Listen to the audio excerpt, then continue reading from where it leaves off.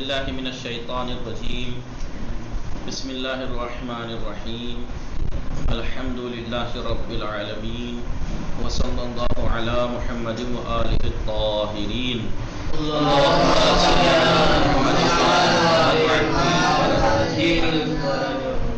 ہماری گفتگو تاریخ میں چل رہی تھی تیسرے درس پہ. دوسرا درس تمام ہوا اور ان دو درسوں میں 3 باتیں تمام ہوئی. 2 درس میں کس بات کی 3 باتیں؟ نصرت فاطمہ کس بات کی 3 باتیں؟ کسی بھی دعوی نبوت و رسالت کرنے والے شخص کی حقانیت اور سچا اس کی تصدیق کرنے کے لیے کچھ معیار اور کچھ ملاک ہیں. اگر کوئی کہے میں نبی ہوں، میں رسول ہوں، میں بھیجا ہوا ہوں اللہ کی طرف سے، اور میں شریعت لایا ہوں اور میں دین لایا ہوں، تو ایک دم سے تھوڑی کوئی مان لیتا ہے. تحقیق کریں. تو اس کے 4 طریقے بیان کیے تھے جو کہ ہمارے نبی کی زندگی کے بارے میں بھی لاگو ہوئے. اسی اعتبار سے لوگ ان پر ایمان لائے. کچھ نے پہلے طریقہ اپنایا آپ پر ایمان لانے کا. پہلا طریقہ کیا تھا کہ آپ کی زندگی کا ان کے سب کے سامنے تھی کہ آپ کتنے نیک، با اخلاق، با کردار، امین، صادق، دشمن تک جو ہے وہ آپ کو صادق و امین کہتے تھے. لہٰذا انہیں دیر نہ لگی یہ سمجھنے میں کہ آپ صحیح کہہ رہے ہیں، لہٰذا وہ ایمان لے آئے. ٹھیک ہے. کچھ لوگوں نے، بہت سے لوگوں نے دوسرا طریقہ اپنایا آپ کی تصدیق کرنے کے لیے. کیا تھا دوسرا طریقہ؟ جی، کہ جو آپ دین لائے ہیں وہ دین کیا کہتا ہے. دین کی جو تعلیم ہے، تعلیمات کا انہوں نے اسٹڈی کی، سنا، سمجھا، سمجھ گئے کہ ہاں یہ آسمانی ہی پیغام ہو سکتے ہیں، ایسے پیغام. تو لہٰذا انہوں نے اس کے اوپر کچھ نمونے اور مثالیں بھی دی، کیسے کیسے کون کون کس طریقے سے. جیسے ایک حبشی بادشاہ کے بارے میں بتایا تھا. حبش کا بادشاہ بھی ایسے ہی اسلامی تعلیمات جب سنی، پوچھی جناب جعفر جو مولا کائنات کے بھائی جو ہجرت کر کے گئے تھے، کچھ کافی لوگ ان کے ظلم و ستم سے بچ کے. حبش کا بادشاہ. ہاں، تو آپ اس سے پوچھا کیا جی. تو وہ تیسرا طریقہ جو تھا وہ کیا تھا؟ کچھ لوگوں نے جو ایمان لائے وہ پیشن گوئیوں کی وجہ سے، کیونکہ گزشتہ انبیاء، ایک طریقہ یہ بھی ہے نا کسی کو نبی کو نبی ماننے کا کہ اس نبی کے بارے میں اگر وہ دعویٰ کر رہا ہے کہ میں نبی ہوں، میں رسول ہوں، تو قرآن انبیاء نے کیا ان کے بارے میں بتایا؟ نہیں بتایا. کیونکہ ہر نبی نے اپنے سارے نبیوں کے اور اپنے خاص اپنے بعد آنے والے نبی کے بارے میں ضرور بتایا اپنی امت کو. لہٰذا خالی جناب موسیٰ عیسیٰ ہی نہیں، بلکہ انہوں نے جو کہا ہوگا پیشن گوئی کر چکے تھے. اس کے بعد لوگوں نے جو انہوں نے ان سے سنی ہوں گی وہ اپنی نسل در نسل یہ باتیں منتقل کرتے گئے کہ نبی آئے گا، وہ ایسا ہوگا، وہ ایسا ہوگا. اتنی باریک صفات بیان کی ہوئی تھی کہ جو بھی اس زمانے میں تھا وہ جانتا تھا ان صفات کو کہ آخری نبی کے آنے کا وقت قریب ہے. وہ پہلی پیشن گوئیاں کتنے لوگ کرتے تھے اپنی امت سے. جیسے یہودیوں کے بارے میں کئی واقعات ذکر ہوئے کہ اس نے اپنی قوم سے کہا کہ میں نہیں رہوں گا شاید جب تک، لیکن عنقریب ایک نبی مبعوث ہوگا، اس کی یہ خاصیتیں ہوں گی، یہ خصوصیات ہوگی، تم ان پہ ایمان لانا، تم سے پہلے کوئی اور نہ لے آئے ایمان. یا جناب سلمان فارسی کے بارے میں تھا کہ آپ جو ایک راہب تھا، کس کے ساتھ تھا، اس نے کہا کہ میرا وقت جب تک نہیں رہوں گا ایک نبی آنے والا ہے، تو تم ان کی بیعت کرنا، انہیں ماننا. بولے اگر وہ آپ کے دین کے خلاف بھی کہے تب بھی؟ بولے بالکل. اگر وہ یہ کہے کہ میرے دین سے ہٹو تو ہٹ جانا، کیونکہ وہ جو کہے گا وہ سچ کہے گا، وہ نبی ہے. لہٰذا ایسے بہت سے لوگوں نے یہ طریقہ اپنایا کہ پیشن گوئیاں تھیں. وہ الگ بات ہے کہ یہودی سب سے زیادہ ظاہراً اگر روایات کو، واقعات کو اٹھا کے دیکھیں، ہسٹری کو اٹھا کے دیکھیں تو سب سے زیادہ منتظر یہی لوگ تھے. سب سے زیادہ منتظر یہی لوگ تھے، یہ انتظار میں تھے سب سے زیادہ. اسی لیے انہوں نے اپنے اپنے ملکوں کو چھوڑ کے آ کے مدینے میں، عرب میں آ کے بس گئے تھے. یہ لوگ جتنے زیادہ منتظر تھے اتنے زیادہ دشمن بن گئے. ایمان لانا تو دور کی بات. اسلام کے کیوں؟ کل وجہ بیان کی. کیا وجہ تھی؟ کہ ان کے کہنے کی وجہ سے کہ یہ کہتے تھے کہ بھئی یہ ایسے دن قریب ہے، وقت قریب ہے، اور جب ان پہ کوئی ظلم و ستم ہوتا تھا تو اب ظالموں سے یہ کہتے تھے کہ کر لو تم، کچھ وقت ہے، ایک نبی آئے گا، ہم سب بدلہ لے لیں گے.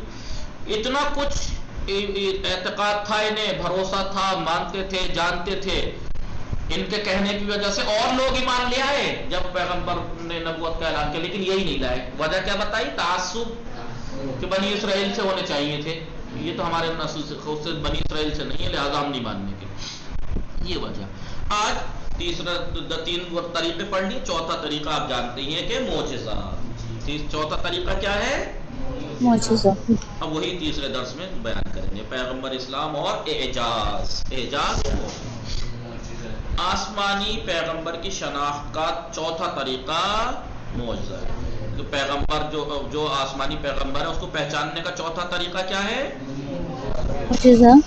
ہاں، یہ پتہ لگانے کے لیے کہ ہاں یہ جو کہہ رہے ہیں کہ میں پیغمبر ہوں، میں نبی ہوں، تو ان کے آسمانی ہونے اور ان کو سچا ہونے کے ہاں یہ صحیح کہہ رہے ہیں، اس کا ملا کر معیار چوتھا کیا ہے؟ معجزہ. معجزہ یعنی ایسا خلاف عادت کام، نیچر سے ہٹ کر کام، عادت کے خلاف کام جو عام طور پر کسی انسان کے بس کی بات نہیں. دیکھیے، ایک ہوتا ہے انسان کے بس کی نہ ہونا اور ایک ہوتا ہے عقل کے مطابق نہ ہونا. عقل کے مطابق، عقل کے خلاف نہیں ہوتا ہے معجزہ. معجزہ عقلاً ناممکن نہیں ہوتا ہے. عقلاً معجزہ عقل کے مطابق ہوتا ہے. اب آپ کہیں گے کہ یہ کیا کہتے ہیں، چاند کے 2 ٹکڑے کر دینا عقل کے خلاف کیوں نہیں ہے؟ ہمیں نہیں معلوم ہے نا، ورنہ دیکھیے مردہ زندہ کر دینا معجزہ تھا نہیں تھا؟ آج کل علم حاصل کرتے کرتے کرتے کرتے انسان ایک حد تک پہنچ گیا ہے نا، مرتے ہوئے کو بچا لیتا ہے.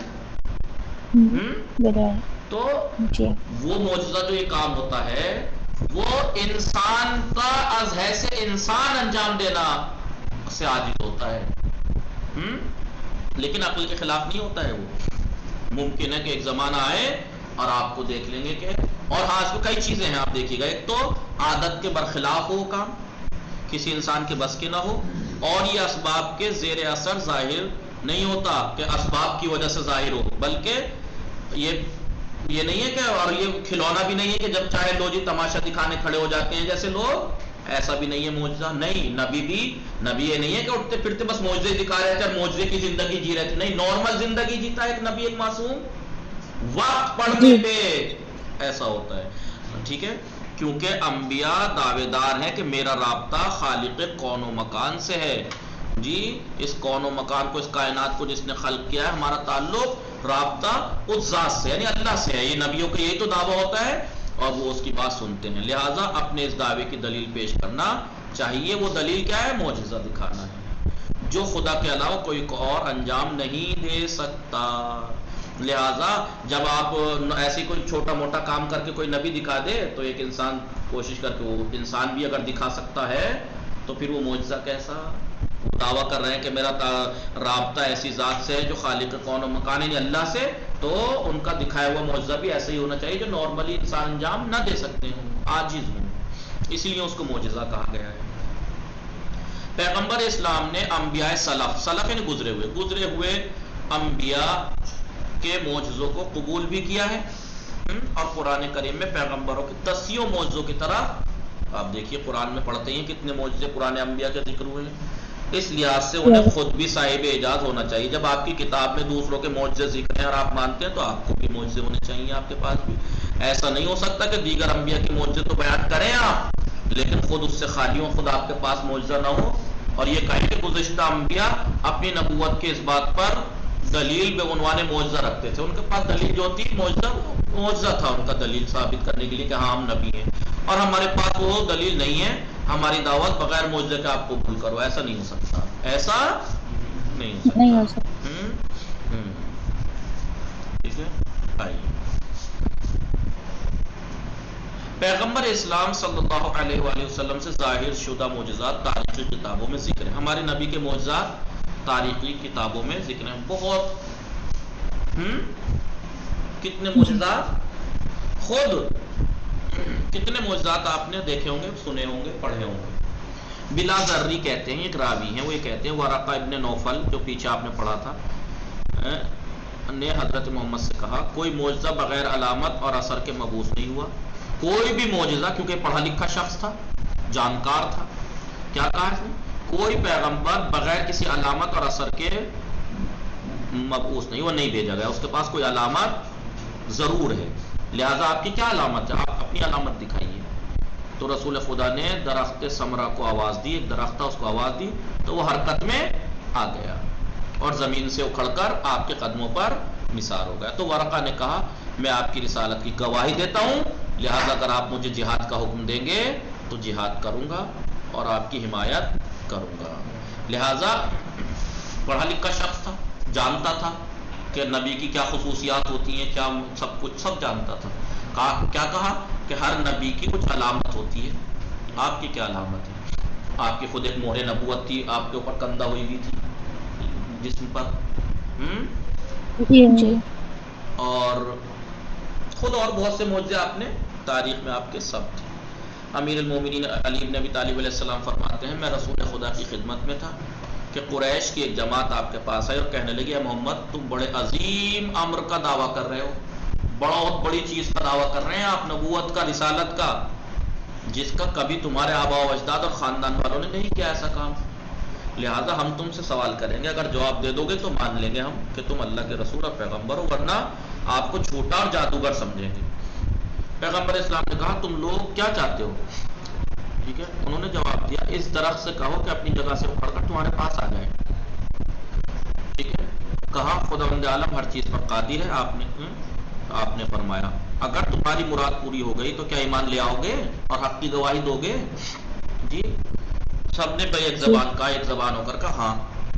کہا تمہاری مراد پوری کرتا ہوں، لیکن مجھے معلوم ہے کہ تم لوگ نیک کام نہیں کرو گے، تم صرف ایسے ہی رہو گے، تمہارے بعد آئندہ یا کنویں میں گر جائیں گے یا فتنہ و فساد میں مبتلا ہو جائیں گے۔ ایک پیشن گوئی کیا آپ نے ان کے بارے میں جو لوگ آئے تھے، تمہارے بعض لوگ آنے والے کنویں میں گر جائیں گے یا فتنہ و فساد میں مبتلا ہو جائیں گے، اور ایک کنویں میں گر جائیں گے، کنویں میں، اور ایک پارٹی بنا لیں گے، اس کے بعد درخت سے پھر یہ آپ نے اس کے بارے میں پیشن گوئی کی، اس کے بعد آپ نے درخت سے مخاطب ہو کر کہا اگر خدا اور روز قیامت پر ایمان رکھتے اور مجھے خدا کا رسول مانتے ہو، درخت سے کہہ رہے ہیں آپ، تو خدا کی اجازت سے زمین چھوڑ کر میرے پاس آؤ۔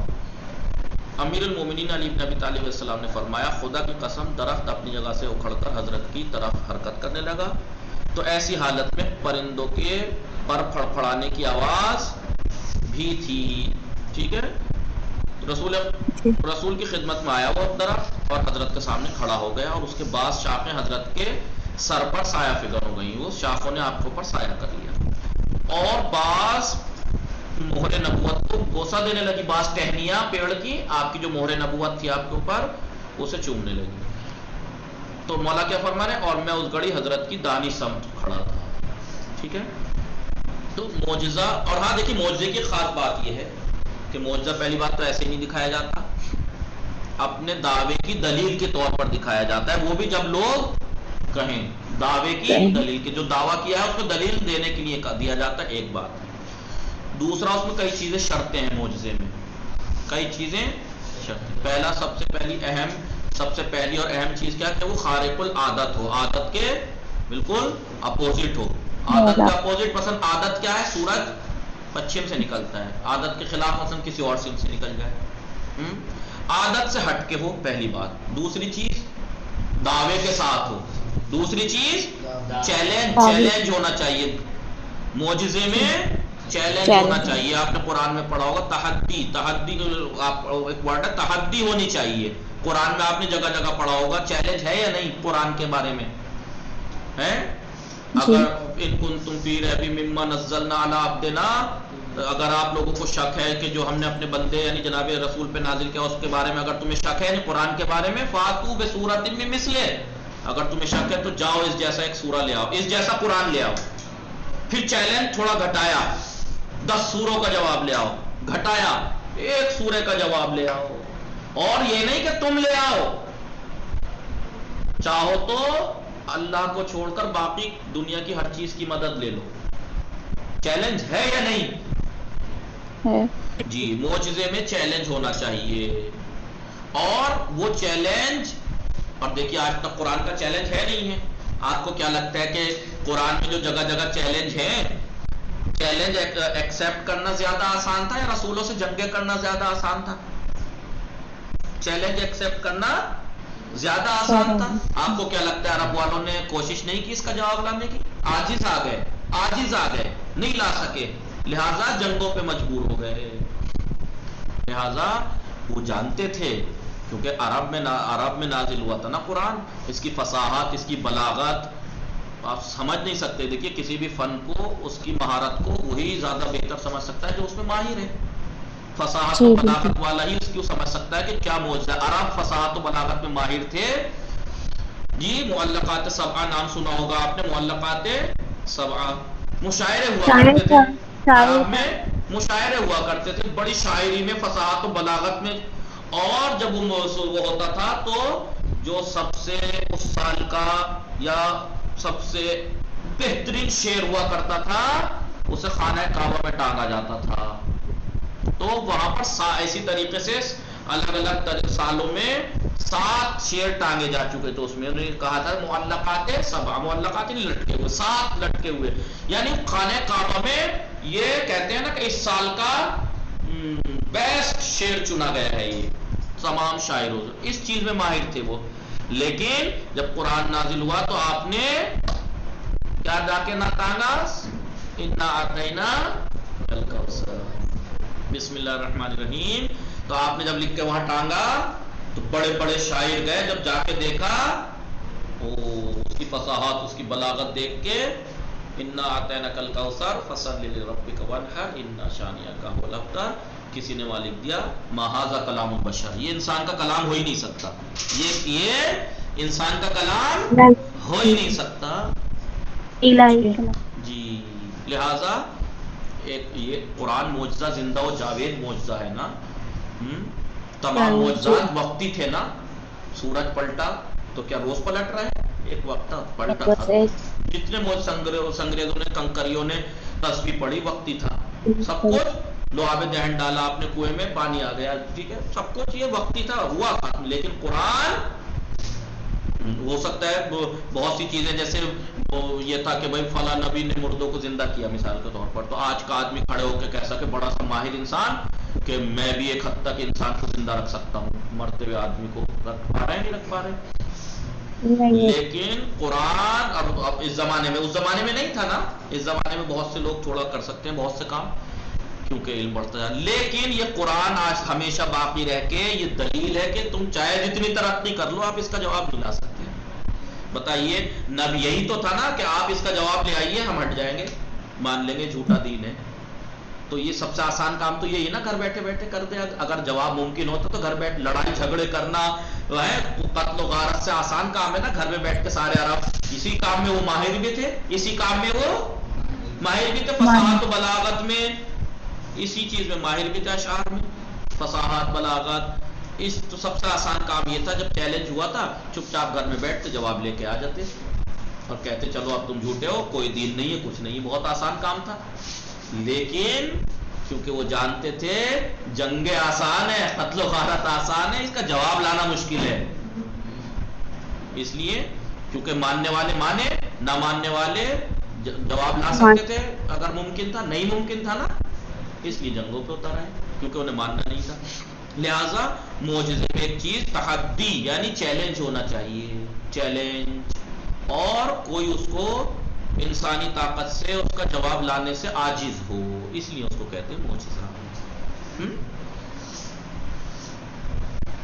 जब कुरैश ने ये देखा कि अकड़कर कहने लगे, जब इन्होंने देख लिया कि दरख्त आया, सब कुछ कर रहा है, सब कुछ देखने के बावजूद कहने लगे दरख्त से कहो कि आधा अपनी जगह पर और आधा तुम्हारे पास आ जाए।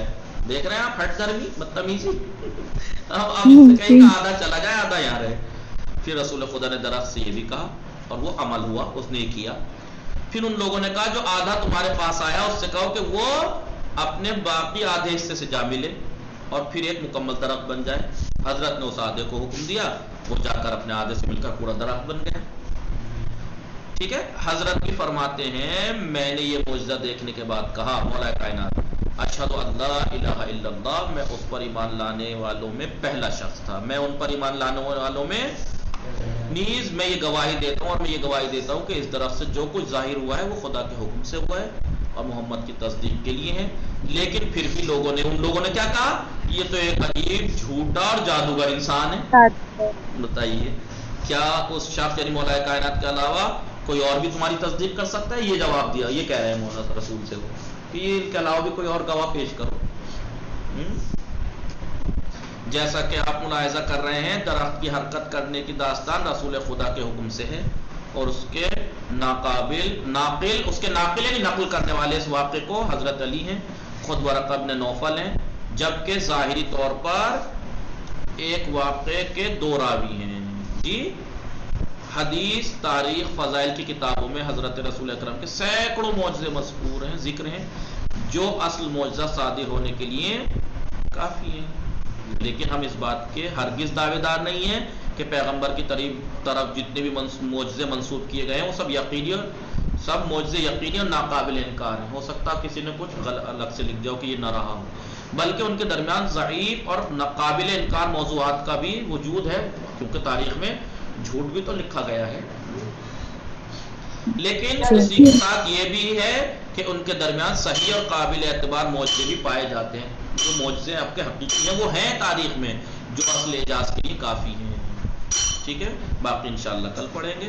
وصلی اللہ علی محمد وآلہ الطاہرین، اللہم صلی علی محمد وآلہ محمد۔ ایسا نہ ہو جیسے ایک تاریخ میں ہے کہ ایک سے کہا بھائی کسی چیز کا دعویٰ کیا کہ ہاں جی دعویٰ کرو، دعویٰ کیا کہ میں نبی ہوں، کہ اچھا کہ ہاں تو ذرا اس پیڑ سے کہنا ذرا قریب آئے، نبی کا معجزہ یہ تھا تم بھی کر کے دکھاؤ۔ تو آواز دی، وہ پیڑ آیا نہیں، تو خود اس کے پاس چلے گئے کہ لو جی نبیوں کی جو ہے اخلاق اچھا ہوتا ہے، اگر وہ بلانے سے کوئی نہ آئے تو وہ خود چلے جاتے ہیں اس کے پاس۔ ٹھیک ہے، اگر یہ تو پھر جی یہ ایسا ہے تو پھر غلط ہے نہ، یہ جھوٹے دعوے دار ایسے ہوتے ہیں، جھوٹے دعوے دار پکڑے جاتے ہیں انہی چار طریقوں سے۔ یہی چار جو طریقے ابھی ذکر ہوئے، بہت آسان ہے۔ ابھی آ کے کوئی نعوذ باللہ، اور آج کل کرتے ہی ہیں، جیسے ابھی کچھ سالوں پہلے ایک آئی میں جناب زینب ہوں، ارے یہ ہو نہیں سکتا گا۔ جی ارے آوا شاید ایران میں بھی نا جی ایک صاحب آئے کہ میں آخری امام، آخری جی امام ہوں، ٹھیک ہے میری بیعت کچھ کرو۔ دلائل ہے، کچھ ان کے نشانیاں ہیں جس کی وجہ سے پہچان، ایسے کیسے کسی کو نہیں وہی میم، وہی تو کہہ رہا ہوں کہ یہاں جو طریقے دیے ہیں انہی طریقوں سے پکڑا جا سکتا ہے، کہ ایک جی طریقے، چار طریقے ہیں، اس پہ پہلے طریقے میں پکڑا جاتے ہیں بعض تو، جب مولا تو جیسے انسان تو پہلے طریقے میں پکڑے جائیں گے کہ اس کی زندگی اٹھا کے دیکھ لیجئے۔ اب ایک انسان جو دعویٰ کر رہا ہے آ کے، اس کی زندگی دیکھ لیجئے، کتنے جھوٹ ملیں گے، بولتا ہوا ملے گا، کتنی غیبتیں کرتا ہوا ملے گا، کتنے عیب لگاتا ہوا ملے گا، یہی پکڑا گیا ہے تو جھوٹ بول رہا ہے، کیونکہ اس دور میں شیطان بھی اپنی جو ہے طاقت پر پوری ہے، پورا جی جوڑ وہی تو لگائے کہنا چاہ رہا ہوں۔ تو یہ چار طریقے ملاک اور معیار ہیں آپ کے سامنے، ان سے پرکھ لیجئے گا۔ وصلی اللہ علی محمد وآلہ الطاہرین، اللہم صل